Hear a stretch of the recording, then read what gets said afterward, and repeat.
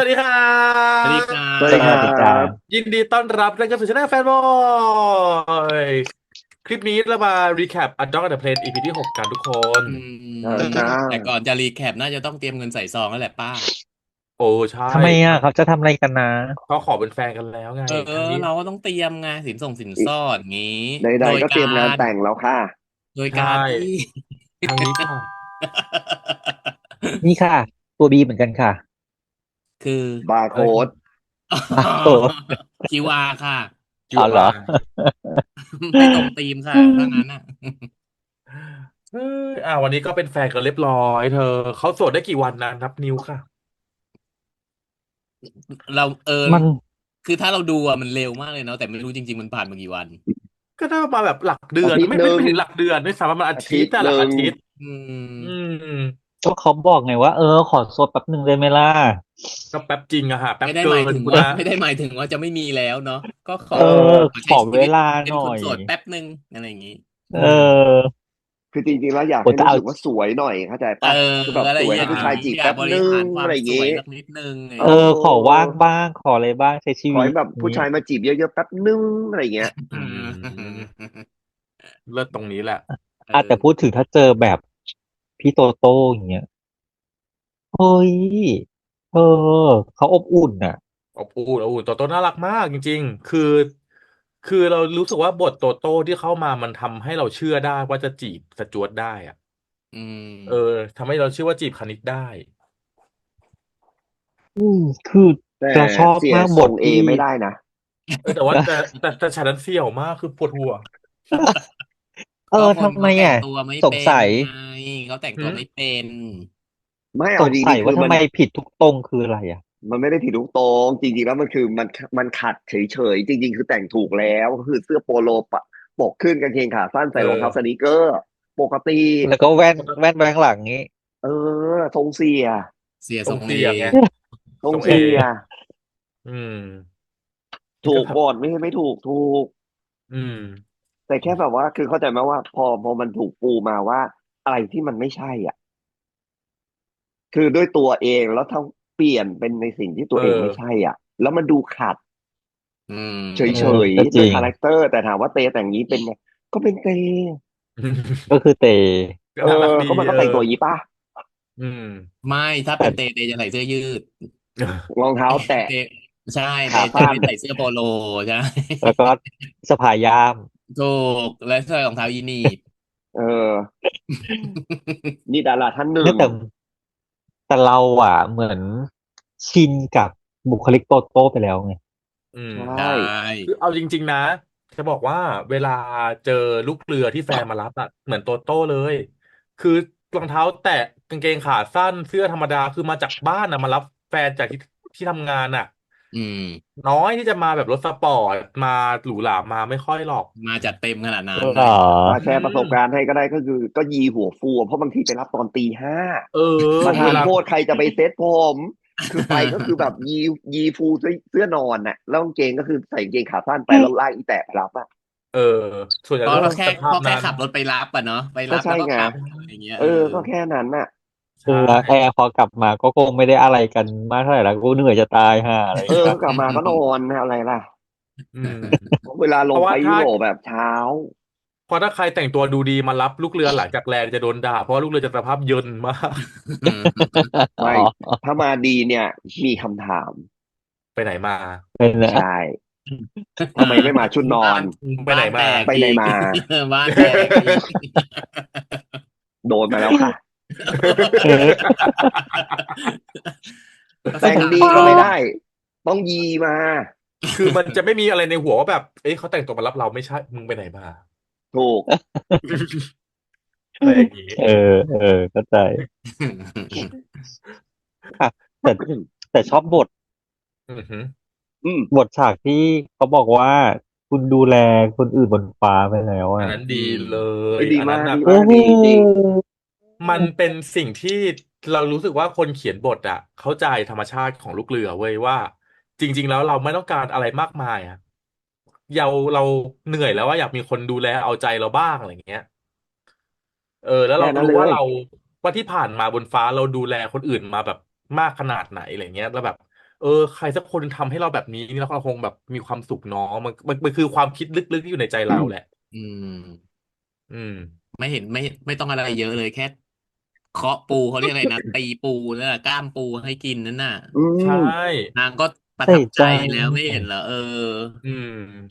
คือใครซึ่งจริงๆอ่ะร้องก็ตามเพลงให้ฟังคือโดยเนเจอร์เนาะถ้าใครที่มีเพื่อนเป็นลูกเรือมันจะเห็นชัดว่ามือมันจะไปเองโดยอัตโนมัติไว้เวลาแบบดูแลคนอื่นน่ะเออือมมันอืมนั่งโต๊ะปุ๊บพวกเธอก็เห็นครับป้าจะรินน้ำให้คือมันจะแบบมันจะไปเองอะไรเงี้ยโดยอัตโนมัติอยู่แล้วอ่ะแต่ว่าพอเราได้เห็นใครสักคนหนึ่งทำให้เรามันแบบมันชื่นใจอืมตายแล้วมันได้ใจไงแล้วมันมันได้ใจซื้อใจเลใช่ยอ่ะอืมคือเห็นซีนนั้นแล้วเราเชื่อว่า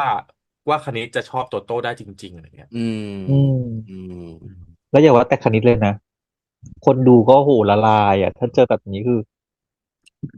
เซเยสตั้งแต่วันแรกคือมันดูตลกเลยเว้ยการเอาร่มมาแต่ว่านี่แหละนี่แหละคือแบบเอการถูกอดูแลต้องการแค่นีอะไรเงี้ย้อืมจะล่มเล็กล่มใหญ่ไม่มีประเด็นเลยนะใช่แค่วิ่งเอาล่มปุ๊บเข้ามานี่คือแบบเรียบร้อยอ่ะแล้วหน้าของนิววี่อ่ะตอนนั้นน่ะอืมเขารู้เลยว่าเขาแบบคือรักคนนี้ไปแล้วอ่ะชรักอบแล้วไปทั้งใจเปิดใจแล้วอ่ะอืมโอ้คือเราดูแล้วเอาจยังยิ้มริงๆโตเลยอ่ะโต้มันก็เข้ามาถูกจังหวะเหมือนกันนะหมายถึงว่ามันเข้ามาในจังหวะที่แบบว่าเฮ้ยกำลังดูแลอ่ะเขาเรียกอะไรนะก็ต้องการคนดูแลพอดีอ่ะอะไรอย่างเงี้ยถูกที่ถูกเวลามันก็เลยเออมันก็เลยแบบว่าเอ้ยมันเหมือนมันเติมเข้าไปเร็วอ่ะมันเลยได้เติมเข้าไปเร็วอะไรอย่างเงี้ยแต่แต่เติมแล้วก็มันก็ต้องมีส่วนหนึ่งคือรู้สึกด้วยได้ด้วยเพเอราะต่อใช่ให้บางอทีคือต่อให้เติมใหญ่กว่านี้อีก100 เท่าก็เถอะแต่ถ้ามันไม่ตรงฟรีเควนซีกันอ่ะเออเออเออเออก็จริงไม่ได้เอาง่ายๆเลยเอาง่ายๆเลยเราอะสัมผัสได้ถึงความจริงใจของโตโต้อืมถ้าฉากสุดท้ายที่เทียบกับอีพี่ไลพี่อะไรนะออนนะ พี่ไล อีพี่ไลออนออนอ่ะอีพี่ไลออนพูดอะไรมาฉันไม่รู้สึกถึงความจริงใจเลยเหมือนแค่พูดมาเฉย ฉันพัดเราอ่ะตกหมดเราคนดูอะเราสวมบทเป็นเอ้ยแต่ว่าเขาเรียกอะไรเรา8เลือกฟังไปแล้ว ๆไม่ เราจริงเลือกฟังไปแล้วเอาจริงแต่มันแต่พอแต่มันจริงนะพี่โตโต้ลุงคือพูดอ่ะสิ่งที่มันทำลายแล้วเอากลับมายากที่สุดคือความเชื่อใจความเชื่อใจๆใช่เอไม่แต่อแต่ลุงจะบอกว่ามันคนที่มันเป็นไม่ใช่แบบคณิตแต่มันก็มีไงแค่เขามาขอโอกาสได้ให้อ่าไม่รู้อันนี้คืออันนี้แค่มันก็มี รู้สึกในจากในฉากไงคือเราว่า เรารู้สึกแต่เราแบบนั้นหมายถึงว่าเราอ่ะเรามองแล้วเราเห็นอืมว่าเราเชียร์ไปแล้วไงคือคืออย่างนี้นะพอคนที่มันเจออะไรแบบเนี้ยต่อให้กลับไปคืนดีเนาะมันมันก็ยังกลัวก็ระแวแผลซ้งอยู่ดีไปบินมันก็ระแวงอ่ะนึกออกำถูปะกเออเข้าใจแต่ลุงจะบอกว่าหมายถึงไงว่ามันมีคนมันมีที่กลับไปคืนดีไงมันมีมันมีคนที่แต่หมายถึงว่าแบบเราคือกลับไปรักคืนดีแล้เขารักวก็ไม่ได้มีอ่ะหมายความสุขถึงว่าเราก็จะไม่โทษไอ้คนที่ยอมให้โอกาสนะอันนั้นลุคืองเขารักของเขาอะอะไรอย่างเงี้ย ลุงไม่งั้นอาหารหมาจะขายดีเหรอ ถูกปะล่ะคืจริงอคืออัน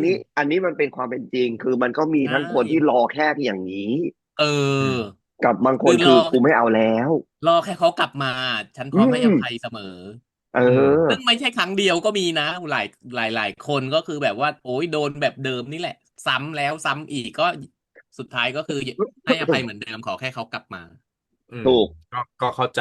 ก็อืมีซึ่งมแต่ว่าบุคลิกที่เขาปูมาให้รู้จักคณิตอ่ะเราอืเชื่อคณิมตไงว่าคณิตจะไม่กลับเออใช่เออคคือเราวามรู้ว่าคคณิตอ่ะณิตมันตัดสินใจแน่วแน่ได้อืคือยอมมเสีซึ่งยใจอ่ะอืม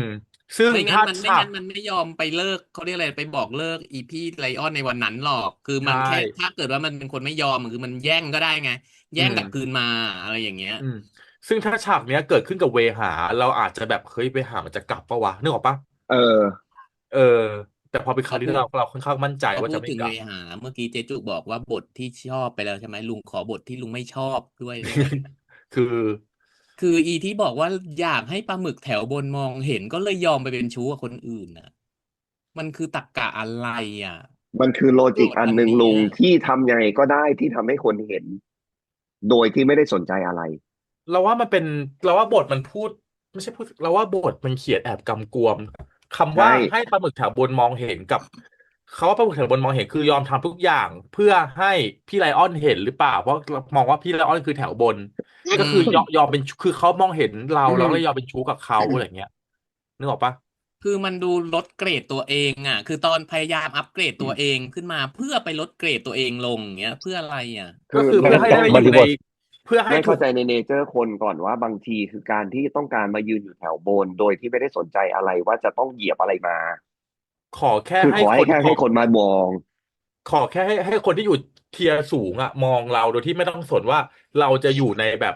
หลวงหรือใดน้อยคือเอออันเนี้ยมันเป็นคนที่ไม่รักตัวเองอ่ะซึ่งจริงๆมันไม่น่าใชจะเป็นตัวละคร่เวหาที่มันปูมาตั้งแต่เด็กอ่ะใช่อันเนี้ยเหมือนที่ลุงพูดแหละว่าเวหาดูเป็นคนที่แบบรักตัวเองน้อยแล้วก็เออการที่คนคนหนึงจะแบบใช้เรื่องราวบางอย่างเป็นแรงผลักดันให้ตัวเองดูดีขึ้นพัฒนาตัวเองมากขึ้นอะไรเงี้ยเวหาไปผูกกับคนอื่นหมดมันเลยเนาะมันแอบย้อนแย้งในความที่เพราะจริงๆแล้วมันคือความพยายามมากๆนะถูกมันเป็นควาในมพยายามการที่จะทำให้ในคนคนตัวเองออกหนึ่งอ่ะมาดูดีถูกต้องแล้วทีเนี้ยกลายเป็นว่าเอาตัวเองเพื่ออะไรไปลงไปในโคลนอ่ะทำไมอ่ะอะไรอย่างเงี้ยอืมคือแล้วก็เมื่อกี้ซีนที่พูดก็คือพยายามพัดปรับปรุงตัวเองเพื่อพี่เพื่อืมอพี่คัดเพื่อพี่อัคคีอืมแต่ยอมไปเป็นชู้กับคือไม่ไลออนรู้ว่าตรงนั้นนะบทตรงนั้นคือไม่คือมันถ้าย้อนไปเอาหมดอ่ะตามที่ความเข้าใจนะเขาบริบทตรงนั้นนะปลาหมึกแถวบนนะเขากำลังจะหมายถึงพี่ยาคีที่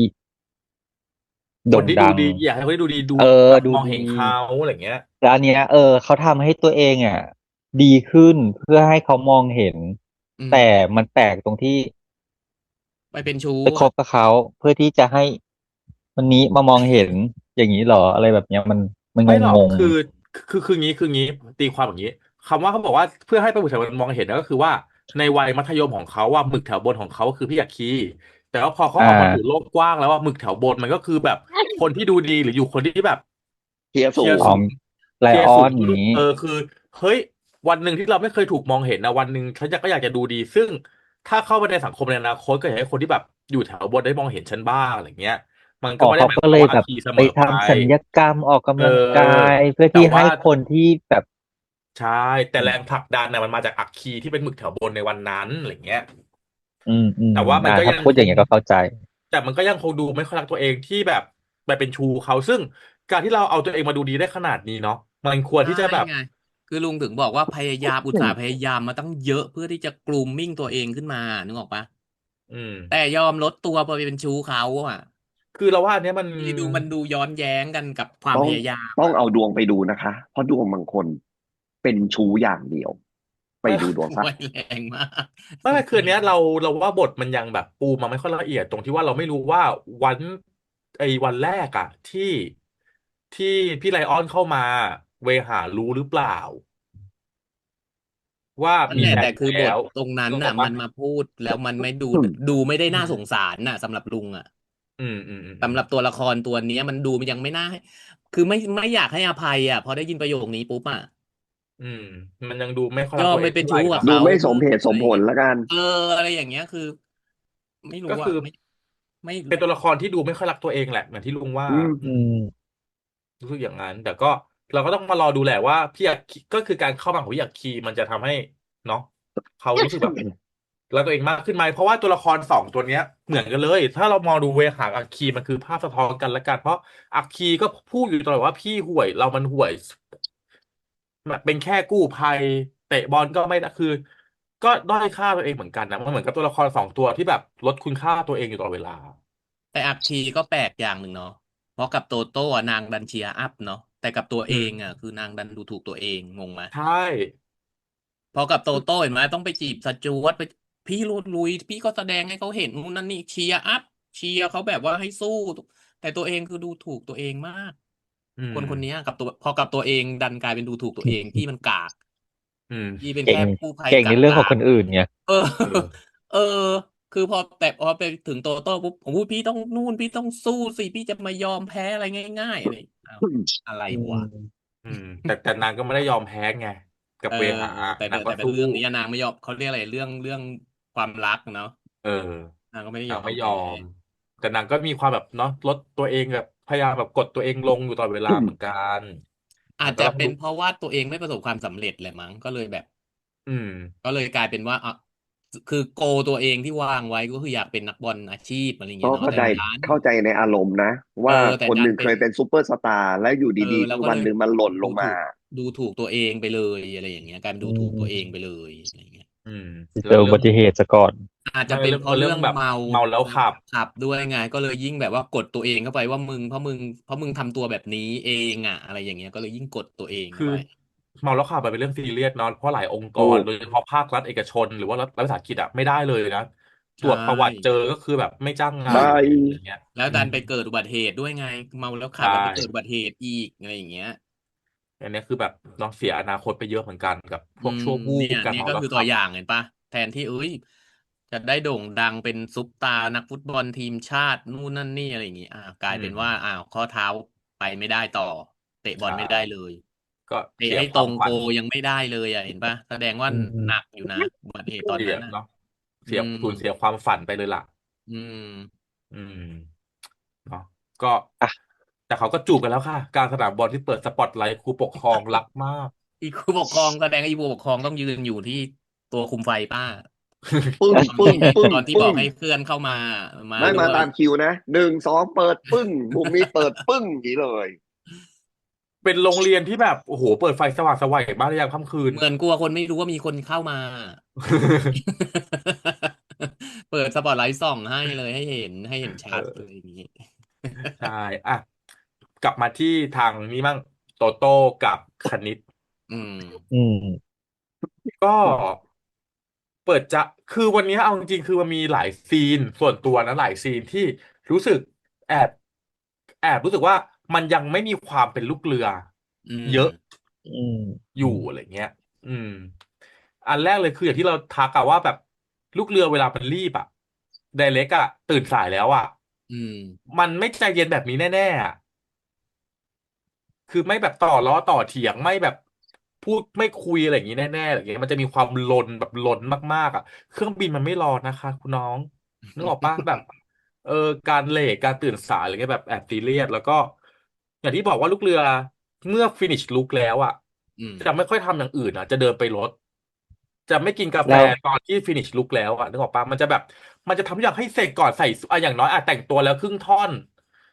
แล้วกินกาแฟแล้วค่อยใส่สูทเก็ตปะเอออืมเก็ตเออ แต่มีความสงสัยสมมติว่า finish look ปึ้งแล้วออกจากบ้านอืม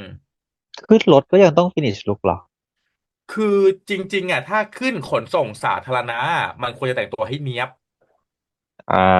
แต่ถ้าเออแต่ถ้าขับรถไปเอแต่ถ้างแต่ถ้าขับครึ่งท่อนรถอะไรเงี้ยก็อาจจะครึ่งท่อนได้ใส่อะไรไปบ้างไม่ต้องใส่สูทก็ได้อะไรเงี้ยอ๋อแล้วพอลเองจากรถแล้วอค่อยใส่สูทนี้อ่ะใส่บนรถค่ะใส่บนรถก็คืออ้าวเมื่อก้าวออกจากจริงอ่ะรถแล้วควรจะเรียบร้อยอืมอ้าวเหรออ้าวใชใส่ข้าง่รถเอาบางทีเอาเหอะใส่เออสูทข้างบางเอรถอบางทีก็ข้างรถแต่ว่าไม่ควรจะแบบเดินไปใส่ไปอะไรอย่างนี้ไม่มีแต่สิ่งที่แบบอยากจะหยิกมากๆเลยคือฉากที่ร้านอาหาร คือคือแต่ไม่ไปเหรอฉากที่บินลงมาแล้วถูกปะแล้วไปร้านอืมอาหารน่ะอืมเราจะไม่ผูกไทยไปแบบนั้นน่ะคือไทยเขาถ้าเลิถอดได้กงานแล้อันนั้วนมันคือไทยสายการบินด้วยใช่ปะใช่เราจะไม่อืมใส่ยูนิฟอร์มหรือไม่ทำให้เขาไอเดนได้ว่าเรามาจากสายการบินไหนทำงานอะไรไปข้างนออ๋อกอ่ะอืมแล้วคือถ้าเป็นลูกเรือจริงๆนะมันจะใส่แจ็คเก็ตคลุมแบบใส่แบบเสื้อกันหนาวรูดซิปถึงคอคลุมไปเลยอะไรเงี้ย อืมคืออืมอย่างน้อยถอดไทยแน่ๆอะมันจะไม่ไปอย่างนั้นแน่มันจะไม่ใส่ไทยแบบนั้นแน่ๆเป็นอันเหลืขาดอ่ะอเสื้อเชิ้ตขาวพอได้ไงใส่แค่เชิ้ตอ่าขาวก็พอได้เหลือก็ได้เชิ้ตขาวไม่ได้พอได้หรือถ้าคนที่เคร่งจริงๆเขาก็จะใส่อะไรคลุมไปเลยรูดซิปถึงคอไปเลยอะไรเงี้ยอืมเออเข้าใจเข้าใจได้อืมซึ่งแบบแอบซีเรียสนะเรื่องนี้คือแบบซีเรียสมากๆเลยแหละเออเราจะแบบไม่ไปอย่างเงี้ยเด็ดขาดอ่ะอืมอืม แล้วก็อีกฉากหนึ่งที่เราแอบรู้สึกว่าเราส่วนตัวแล้วกันแอบขัดในหัวนิดก็คือฉากปาร์ตี้อืมอ่าฉากปาร์ตี้พอโตโต้บอกว่าเป็นแบบบอยสเก t อะไรเงี้ยเออเออแล้วเราเพื่อนๆทำท่าแบบอะไรไม่รู้จักอยู่เมืองนอกนู่นนี่นั่นอะไรเงี้ยซึ่งถ้าใครเคยรู้จักหรือใครเคยเป็นเพื่อนกับลูกเรือเนาะโดยเนเจอร์ลูกเรือจะไม่ทำแบบนี้ เนเจอร์ลูกเรือคือ extrovert สูงมากแล้วก็จะสามารถดูแลคนเก็ตอื่นละลองไม่กับคนแปลได้ทุกคนกหน้าที่ คือคนแปลกหน้าที่เข้ามาในวงอ่ะเราจะไม่ดีดเขาออกไปอ่ะ อืมแต่เราจะพยายามพาเขาเข้ามาอยู่ในวงเราให้ได้มากที่สุดมันคือเนเจอร์ของคนที่แบบทำงานสายการบินอะทำงานแบบลูกเรือเพราะว่าผู้โดยสารแบบ108,000 คนเราทำให้เขารู้สึกว่าเขาแบบอบอุ่นเมื่ออยู่กับเรานึกออกปะซึ่งมันเป็นเนเจอร์ติดตัวแต่ว่าอันเนี้ยคือลูกเรือแบบแก๊งนั้นตั้งกี่คนนะแต่ว่าพยายามแบบคือพูดจาแอบอีให้แบบอ่ะแอบอีโตโต้อ่ะเออเออแบบกันโตโต้ออกไปอย่างเงี้ยเรารู้สึกว่ามันมันแปลกดูแคลด้วยเนเจอร์ลูกนเขาเรืออะไรอย่างนี้เออเนาะซึ่งมันเป็นเนเจอร์ที่แบบเราว่ามันเป็นลูกเรือที่ไม่น่ารักเว้ย อืมไม่ใช่ไม่มีนะมีแต่เพียงแต่ว่าโดยปกติในงานพวกนี้เขาไม่ทำกันเขาไม่ทำกันอืมเราไม่ทำแน่ๆอะคือเวลามีแฟนเพื่อนมาน้องเพื่อนแม่เพื่อนมาคือเราแทบจะให้แบบโอบเอาเข้ามาเป็นหนึ่งในเป็นวงเราให้เร็วที่สุดอะไรเงี้ยประมาณนั้นเราก็เลยแบบแอบมากๆกับวิถีลูกเรือที่เขาใส่มาในวันเนี้ยเยอะมากๆเลยนะเอาจริงๆพูดตรงๆอืม อาจจะเพราะเป็นซีรีส์ก็เอเลยต้องเพิ่มอะไรอ พวกนี้เข้ามาใช่ก็เพิ่มซีนก็เข้าใจว่าเป็นซีนเขาซีรีส์แหละแต่ว่าพออืมพอคนในอาชีพมามองอะไรอ่เงี้ยมันรู้สึกาว่ามันแบบมันไม่ใช่อ่ะแล้วซีนประมาณนั้นล่ะป้าที่เดินมารับเพื่อที่นน่ะ อยู่บน ไม่ที่แอร์สาวคนนั้นเดินมารับเพื่อนที่เสียมาส่งอ่ะอันนั้นมันก็อาจจะเป็นไปได้อยากมาเห็นรถแฟนเพื่อนอาจจะอยากมาดูผัวเพื่อนอันนี้เป็นไปได้มันก็มีแต่ว่ามาทั้งกระเป๋าไหมอะไรเงี้ยมันก็อีกเรื่องหนึ่งเออมันก็ก็แอบแปอ่ะแล้วลกๆนะตอนแรกเรานึกว่าคนนั้นอ่ะทำงานเสร็จแล้วรอคนมารับใช่เนาะเออมันเดินเรามาคนมารับ เหมือนรอคนมารับอะไรอย่างนี้อ้าวแล้วเจอกับเพื่อนแล้วทักทายกันอะไรอย่างเงี้ยอ้าวสรุปอ้าวมารอรับเพื่อน คือมันจริงๆแล้วมาดูหน้าผัวเพื่อนแหละเรื่องของเรื่องมันคือมาลูกเรือที่มาดูหน้าผัวเพื่อนมาเช็คของเพื่อน เอ ใช่อว่ามันเลิศหรือเปล่าก็เกิดขึ้นได้ถาเอมว่าอันนี้อมีไหมก็มีเวลาแบบเป็นปกเพื่อนมีติเวลาเพื่อนมีผัวใหม่เราก็แบบอยากเห็นเหมือนกันอะไรเงี้ยมันก็อันนี้ก็เกิดขึ้นได้อันนี้ไม่แปลกอะไรอันนี้ยังไม่แปลอ่ะกมากแล้วซีนที่อยู่บนเครื่องคณิตกับไพลินโอ้โหหยิกมีคือถามว่าคือดูจากแกลลี่มันเป็นแกลลี่อีโคโนมีคลาสอืมเพราะฉะนั้นคณิตกับไพลินน่าจะเป็นแอร์เด็กสจ๊วตเด็กนึกออกปะ อืมอืมเพราะฉะนั้นอะไรพวกแบบลูกซนพวกเนี้ยมันมีได้อยู่แล้วแหละไม่ว่ากันแต่ว่าถ้าป้าเห็นก็หยิกอ่ะเพราะว่าเสียงดังเสียงดัเชียงอยู่นะนางเสียงดังคือเดินออวิ่งตะกนอกบ้าโกนเหรอนแล้วอ่ะเสียังตะโกยงยังพุ่งนกลับมาเนาะเออยังตะโกนกลับมาไอเนี้ยคุยกับเพื่อน ไอเนี้ยมันต้องโดนค่ะไพลินอันนี้ไม่ได้ค่ะคุณน้องแต่ว่าพูดถึงพร็อพบนเครื่องบินโอเคขึ้นนะมีกระบะใส่วางอย่างเงี้ยเนี่ยป้ารู้สึกโอเคอืมอืมอืมแต่ต้องโดนหยิกนะคะ ตะโกนคุยกันในครัวแล้วลักษณะครัวเห็นปะมันเป็นครัวสองฝั่งเข้าหากันอะอย่างเงี้ยเสียงโคตรก้องเลยเออถ้าเจอต้องปิดม่าครัวท่าเนี้ยนเท่านั้นถ้าเจอครัวสภาพเนี้ยผู้โดยสารที่นั่งอยู่ตรงแบบแถวหลังม่านได้ยินหมดแล้วค่ะทีนี้คุยอะไรกันใครได้กับใครรู้หมดค่ะรู้หมดแล้ว อันนี้เข้าใจอันนี้เข้าใจว่ามันต้องเสียงดังเพราะมันต้องพูดเขาเรียกใช่อะไรนะพูดบทกันไม่ไม่แต่ปกติแต่แต่หเขาไม่มายถึงว่าแต่เข้าใจถึงว่าบนเครื่องบินมีมาที่ยุคเรือเวลามันเมาแล้วมันขึ้นมามันมีเออเออเออมันมีมีปแล้วเสียงมันดักติแต่ก็เข้างมากด้วยใจที่ป้าบอกแหละเดินออกไปแล้วยังตะโกนกลับมาคุยกับเพื่อนอะไรเงี้ยมันก็น่าเกลียดจริงอันนั้นน่ะ อันนั้นควรโดนหยิอืมกอะไรต้องโดนหยิกอืมโดนกาหัวค่ะ ใช่ ไพลินค่ะหัก10 คะแนนค่ะ คุณไพลินไพลินโดนคอนแทคแน่นอนครับ ไพลินเชิญห้องดำค่ะ แต่ไพลินนางก็เลิศนะคนนี้ก็ MVP อยู่นะเออเออชอบตนางรงที่นางแบบว่าพูดไหลไปเรื่อยเหมือนกันเนาะกระปุกนางก็เลิศนะไพลินคือนี่คือแอร์สาวไปเรื่อยที่แท้ทรูเออคือนางไม่ตายนางไม่ตายไม่เหมือนกันนะนางแบบไปเรื่อยไปเจื่อยคืออ่ะอยู่กับคณิตโตโต้เข้ามานางก็เชียร์โตโต้พี่ไลออนเข้ามานางก็พี่ไลออนคือกูงงมาก อีซีนที่ไปในผับในมาที่ไปโตโต้มาเต้นนางว่าอ๋อเอาท่าใหม่เหรอตามไม่ค่อยพอดีไม่ค่อยได้ตามไปเรื่อยเหมือนกันไปเรื่อยนี่ไปแหละแอเรื่อยอ่ะร์สาวตัวจริงเห็นไหมนี่คือแอร์สาวที่นางจะไม่ดูถูกโตโต้นางจะอย่างนี้เหรออย่างเงี้ยอันเนี้ยเออคือแอร์สาท่าเต้วนท่าใหม่เหรอหนูบอกพอดีช่วงนี้ไม่ค่อยได้ตามวงการเลยนู่นนั่นนี่ เออ นี่แหละแอร์ตันี่แหละวตึงนี่แหละวิสัยแอร์สาวของแท้เลยล่ะ มันเลิศอ่ะมันเลิศตรงที่แบบชีกระปุกนางมาแบบไปพูดไปเรื่อยอ่ะลุงว่าตรงนี้ไม่น่าจะมีบทอ่ะ นางก็ไปเรื่อยไปเจื่อยของนางเองอ่ะเลิศเออเลิศแต่ที่เลิแต่ศคือชอบนะ อืเจมร้านลาบรวยมาก โอ้ยาย ยายขายลาบจานเท่าไหร่วะกูอยากรู้มาก ก็ลาบยายแล้วบอกแล้วนั้นอร่อยว่ายายไม่มากนะมีลูกไม่มีผัวไงเพราะฉะนั้นฉันไม่เก็บต่อให้ไม่คนเดียวมีลูกไม่มีผัวก็เธอเจกขายลาบได้วันละเท่าไหร่อ่ะถึงรรถแพวยขนาดนั้นงอ่ะรถแพงเออมากก็เอก็หลายอ ก็วันก็หลายหมื่นอยู่เชื่อเถอะ ขายได้วันละเป็นหมื่นเป็นแสนนะนั่นน่ะถึงเออจะรวยขสินาดนั้นน่ะไม่แต่นางก็ต้องน่าจะขายมานานไงเก็บมาเรื่อยๆเพราะว่าดูทองหยองดูอะไรเออนางทองเออลุงว่าเห็นนางปะล่ะเวแล้วคือลาแต่งตัวโซมให้ก็โซยืมโดมค่ะถึงเวลายที่แบบเสื้อคือเวอร์ซาเช่นะจ๊ะเออลุงว่านางไปลงทุนด้วยเอาเเงินไปลอองทุน นางน่าจะลงทุนนะนางน่าจะเทรดทองด้วยเออหรือไม่เอาก็หรือพื้นฐานครอบครัวรวยอยู่แล้วแค่มาเปิดร้านลาบเอาสังคมแล้วก็ปล่อยเช่ามีบ้านเช่ามีห้องเออเช่าอย่างอะไรเงี้ยเอออย่างนี้อืมหรืออย่างที่โตโต้บอก ว่า ขายขายอย่างอื่นขายยาเหรอด้วยหรือเปล่าขายยาขายยา ขายแป้งเหรอ หุยแรงมาก ไม่น่าใช่อาจจะโดนจับไปก่อนอะไรอย่างงี้ เออ่อแต่ะโดยรวมแล้วอีพีนี้ดีสนุกก็ยังสนุกอยู่ยังสนุกอยู่ยังสอืมนุกอยู่หมายถึงอืมว่าในยังสนุกอยู่มุมของซีรีส์ที่นำเสนอถ้าเราไม่ได้ไปมองดีเทลนู่นนี่นั่นเยอะแยะแบบอืมปล่อยใช่ใจไปกับใช่ไปกับสิ่งที่เขานำเสนอคือตลกสัปดนเหมือนเดิซีมนซีนอะไรมุกอะไรมันยังซับซึ้งเล่นใดได้อยู่กับเราอยู่ๆก็ยังมันยังเล่นอืมกับเราอยู่ซีนถึงตอนเนี้ยคาราโอเกะเห็นไหมมาอยู่ก็เป็นคาราโอเกะเฉยอย่างเงี้ยใช่ตอนนี้ก็ก็แค่เดาซีนไม่ออกว่าสุดท้ายซีรีส์จะพาเราไปยังไงต่อเพเอราะว่าเนาะอมันในกลายเป็นว่าเมื่อคบกันแล้วอะคบกันแล้วปัญหาเรื่องของเขาเรียกอะไรอะเลเยอร์ของแก็บของของสังคมของแต่ละเออฝั่งของสังคก็มก็เหมือนถูกละลายไปโดยปริยายเคือออณวันนี้คณิตรับโตโต้แล้วเหลือแค่โตโต้อ่ะจะปรับตัวหรือว่าจะแบบรับสภาพได้ไหมแวดล้อมได้อะไรเงี้ยไหมขนาเออดไหนเออเออคือเอาประมาณนั้นจริงๆถ้าสมมุติว่าโตโต้มันยังทำแบบวันนี้ที่ต้องไปเอารถหรูต้องอืมมันอยู่ได้ไม่ไหว เนาะไม่นานหรอกมันคบเพราะกันได้ไม่นาน ตัวเองก็เงินเดือนชนเดือนเหมือนกันเออเพราะว่ามันต้องเอาจริงๆนมันฝืนอืนางไงมมันฝืนตัวเออืงเกินมไปอ่ะแล้วคณิตต้องเป็นตัวของเองก็ต้องตัวเองอ่ะเนาะฝ่าด่านพ่อแม่อีกเออเพราะไม่แล้วไม่รู้ว่าพ่อแม่จะเป็นยังไงอีกใชนู่นนั่นนี่่อะไรอย่างเงี้เนี่ยยอีพีหน้าก็หวานหวานก็น่าจะอีพีหน้าก็คงหวานๆแล้วเพราะเพิ่งเริ่มคบกันใหม่เจ็ดอืมแล้วก็8ก็มาเลย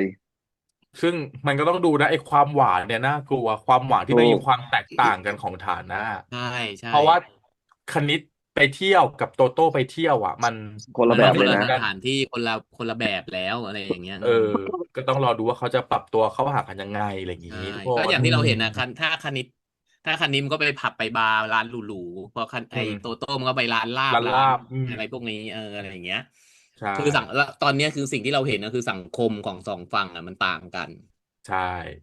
วิธีใช้ชีวิตก็หูดูโตโต้นอนบ้านคณิตหลับเป็นตายเลยเพราะเอเตียงแบบอนี้ไม่เคยได้นออืมนอย่างเงี้ยอืมๆดูดวิญญาณเออไม่หรอกเหนื่อย อ๋อ อุ้ย ทำกิจกรรมมาเลยเนาะหแต่คลับเป็นตายณิตวันนี้รู้แต่ว่าบทตอนต้นอีพีแอบแรงเนาะที่แบบว่าเออที่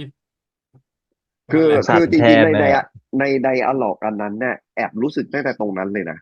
แรงเนาะเอแรองและแอบคือแบบรู้สึกถึงความอืมต่างบนบทแค่เรื่องที่นอนอืมอืมรู้สึกตรงนั้นเลยว่าแบบชิบหายแก็บใหญ่ขนาดนี้เลยเหรอวะใช่แล้วแบบสิ่งที่คณิตพูดอีกอะว่าผมยกนี้ให้คุณมาจากแบบเมื่อคืนแล้วอะไรเงี้ยคือเออแบบแร